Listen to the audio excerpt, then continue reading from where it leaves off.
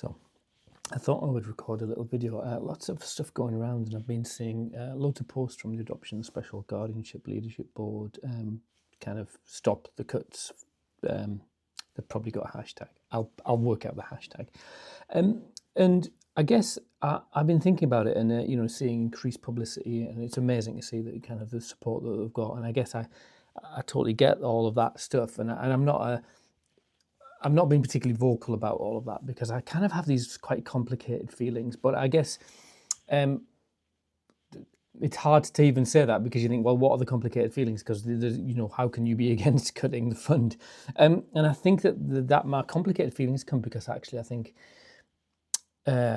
there's stuff going on that I'm not entirely sure about. I don't know anything. I'm not privy to any of those conversations. But I feel that there's some really interesting stuff sloshing around about how we got here. I've just found some plaster on my head, so that's embarrassing. I've been trying to plaster it. So the first thing is, I think that whatever was gone on, that this Labour government has just shown itself just absolutely terrible at its communication, and just on a really basic level. If you go back to how this all began, this time last year we were having the conversation like what's happening with the fund, and Jan Denby was the minister then, and just this absolute vacuum of information. Keep waiting, and we'd sort of had that. We were used to that cycle because if you go back every year for the last, since COVID, where we'd had this real awareness that the autumn review, and we got into a cycle where we were normally in 3 years spending reviews, and we got into this sort of annual cycle of spending reviews, and I think that's continued and created a real anxiety around the fund. So this time last year, where we normally ask the question and we normally get an answer, sometimes before Christmas, sometimes just after Christmas. And that dragged on and on and on and on. And the reason I'm thinking about that is because I thought, well, what is that about? Because it felt like Jan Denby, it's not a personality thing. I think it's totally about the role that actually how the Tories were kind of managing that children's minister role feels really different to how the Labour are managing that role, because we saw someone who just wasn't in a position to give any sort of answers, and that went beyond the time point. When you would have expected the 1st of April is the cut-off point. After that, nothing can be. It's too late. But then we did find out, I think, within a few days of the 1st of April or 3rd of April, whenever the financial year starts. But then to see this actually then repeated through Josh McAllister, so I think it makes me think about the role of Children's Minister, about where it sits within the Labour government and how seriously they're taking that. And just it feels like that there's no news, there's nothing, and my understanding is that coming in the new year there will be a review.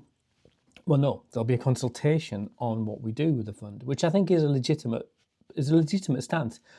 But actually, we had this, we're whatever, power of maths, we're 7 months on from April when this was all announced, and we still haven't got any sort of consultation. So in this absolute vacuum, then of course tension and chaos and anxiety continue to go, and the fund's been reduced in that time, which creates a huge amount of stress.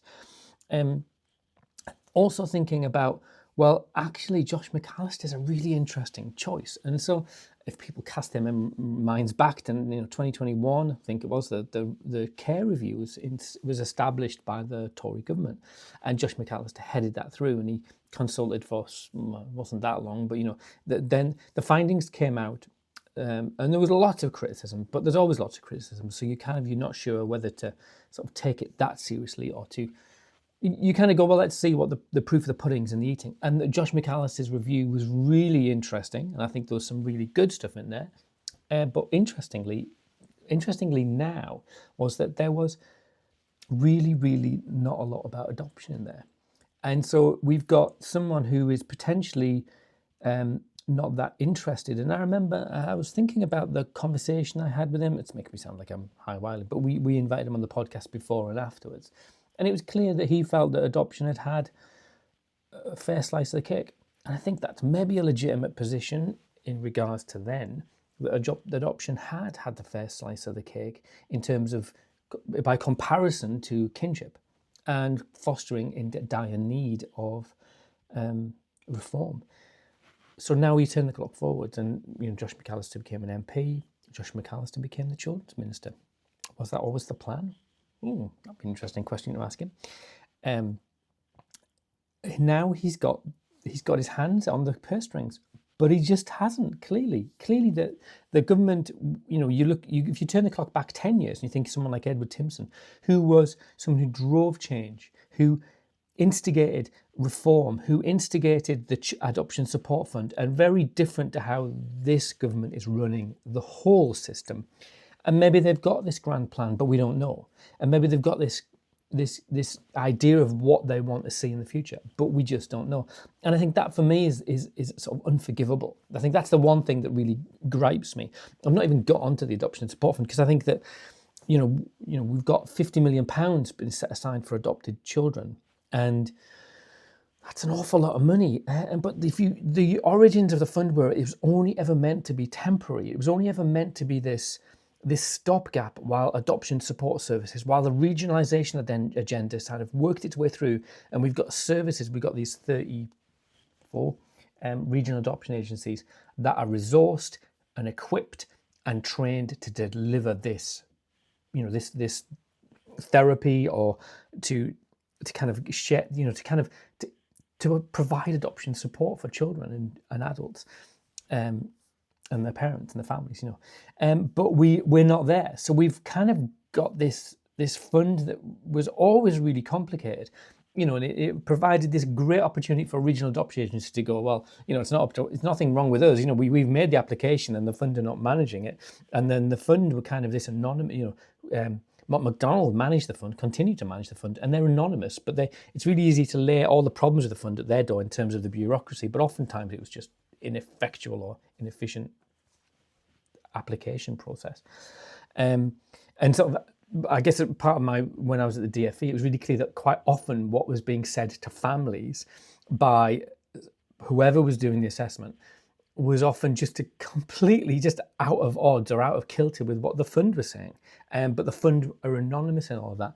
So I'd love to think that we could take that £50 million and turn it into effective adoption support, however that looks. But even if you disagree with that sort of stance that it should be within the regions, and there's lots of legitimate reasons why people don't want that in terms of relationships with the region, the inefficiency and all of that kind of stuff. It's unforgivable to think that that's where they're aiming, but not to tell us, or to reduce the fund and to see that there's nothing to replace it, or there's no sense of what the next plan is. And I think that's, we see that across so many aspects of this government, that they not able to communicate effectively with us. And if we had this idea of a cunning plan, then maybe we would buy into that, or maybe we wouldn't. But right now we don't have the option. So I think the fund is really complicated. I think that you can even unpick it, and you can see that in terms of what the fund is providing, there's really big questions about. There's lots of really, really complicated questions about, does therapy work, and what therapies work, and why do they work, and why do they not work, or why are they not so effective, and what is it about the fund that helps people. So you can see it really tangible, people online sort of saying that my child receives this every week and it helps, or every fortnight, it's been reduced or whatever. But also you can see in the midst of that actually just having a professional involved in your life who listens and is available, regardless of who the professional is, helps. Really basic levels. So it's a really complicated picture, and that has been the challenge with the fund, is that in terms it's even been political about what things are on the list of accepted therapies. You could because actually the evidence base is really quite, even NVR, the evidence base is growing, great, but what is it? It's actually systemic family therapy. It's about going into families and helping families. It's maybe a bit of a Trojan horse, but that's what it's doing. Anyway, I'm onto really big things. So that's just a few thoughts, and it's been sort of rattling around my head all week. I've got lots of things rattling around my head. I've got a really busy week coming up, and I just thought, actually, I want to just park this somewhere. So I'm not my most bonny, and this is not necessarily the best place to do it. But I just wanted to really put that out there, and it's really difficult to come and be to suggest anything other than that we should just go back to what we had, because I think that do we want to go back to what we had a year ago in terms of the fund? Because I think there's a better ways of supporting families. But to suggest that feels like you are the turd in the proverbial swimming pool. Anyway, it's just a thought. It's just a ponderance. I should turn it. It's 10 minutes. I apologise. If you've got this far, well done. More power to your elbow. And I hope you all have a cracking week.